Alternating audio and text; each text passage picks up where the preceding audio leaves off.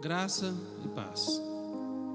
Ao discursar sobre a necessidade do novo nascimento, Cristo começa a explicar e conscientizar Nicodemos, um importante membro do Sinédrio, o Supremo Tribunal dos Judeus e um dos mestres de Israel. E note que, primeiro, o que era dito por Cristo era confirmado por Deus através de milagres. Mesmo assim, eles não aceitavam o testemunho de Cristo, mas se admiravam dos milagres. O segundo ponto é que quando Cristo falava ao povo, ele tratava de coisas terrenas e não criam. Agora Nicodemos queria saber das coisas celestiais. Como creriam nas coisas celestiais se já não criam quando lhes era falado das coisas materiais? Terceiro ponto é que Jesus faz referências a um provérbio de Israel. Quem subiu ao céu e desceu? Um provérbio é de conhecimento geral de uma nação. Qualquer referência ou citação semelhante ao provérbio traz de imediato à memória do ouvinte aquela citação em específico, principalmente se falando de um mestre. Quem subiu ao céu e desceu? Dessa maneira, Cristo passa a falar com uma linguagem adequada a um mestre que não compreendia o que Cristo estava falando. Provérbio significa ilustrações tiradas da vida, das coisas do dia a dia. E Cristo havia citado Eclesiastes, e mesmo assim Nicodemos não entendeu nada.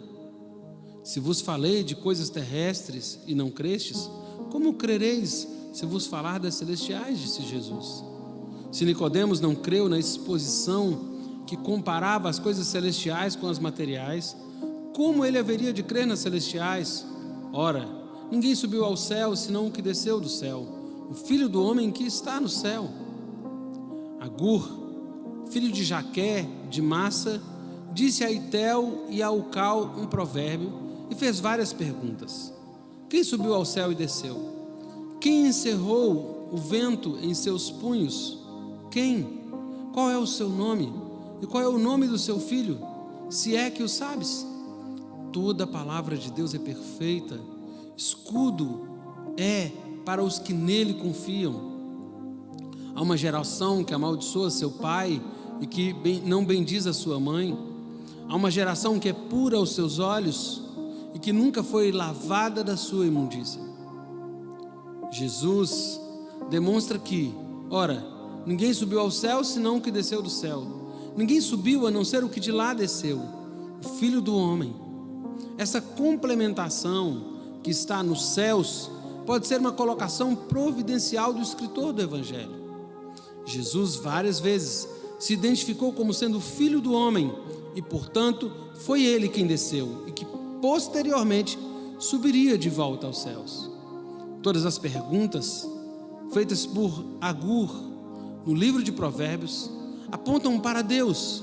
E o mais interessante está em que o texto demonstra que Deus tem um filho.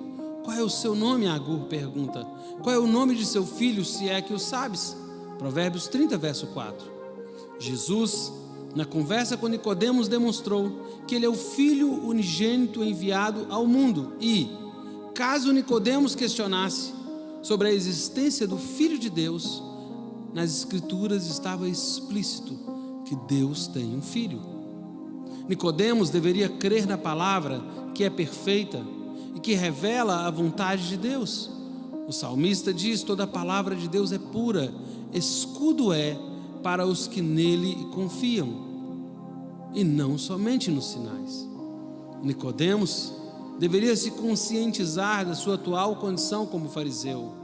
A referência a uma geração que amaldiçoa seu pai e que não bendiz a sua mãe, a uma geração que é pura aos seus olhos e que nunca foi lavada da sua imundícia, é uma referência clara sobre a condição dos fariseus. A mensagem que Jesus traz, ela é uma mensagem completa. Jesus demonstrou que não era só por causa dos milagres que Nicodemos deveria afirmar que ele era mestre vindo da parte de Deus. Antes, deveria verificar que a palavra de Deus era perfeita, que nela está demonstrado que Cristo é o Filho de Deus, que ele desceu dos céus, que a geração da qual Nicodemos fazia parte não estava no centro da vontade de Deus. Após essas colocações, Jesus complementa com um comparativo.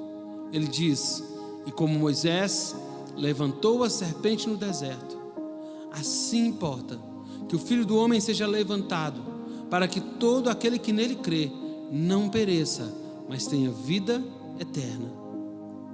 Este texto aponta 3 aspectos. Ele diz: da mesma maneira que ninguém subiu ao céu, a não ser o Filho do Homem, importava também que ele fosse levantado como a serpente foi levantada no deserto.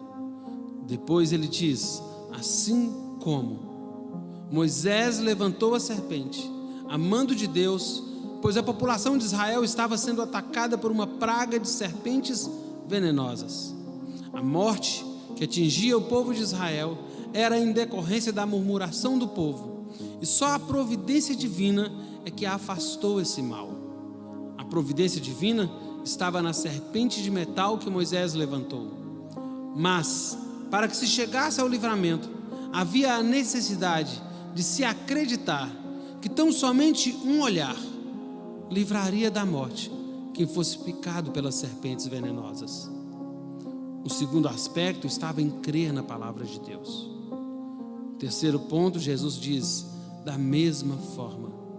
Cristo demonstra que da mesma forma que foi levantada a serpente no deserto, havia necessidade de que ele também fosse levantado.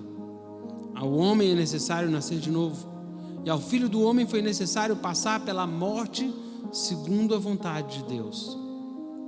Cristo passaria pela morte com a finalidade de dar vida eterna a todos aqueles que crescem. Nicodemos foi inteirado de todos os aspectos concernentes ao novo nascimento: a crença em Cristo, o amor de Deus, a salvação para todos os homens. O mundo está debaixo de condenação, o amor dos homens e suas obras, e as obras devem ser feitas em Deus. Jesus explicou detalhadamente o nascer de novo a Nicodemos. Isto porque o homem natural não pode compreender por si só os mistérios de Deus. O conhecer a Deus depende única e exclusivamente da revelação divina, pois a mente do homem natural não pode alcançar a plenitude de Deus.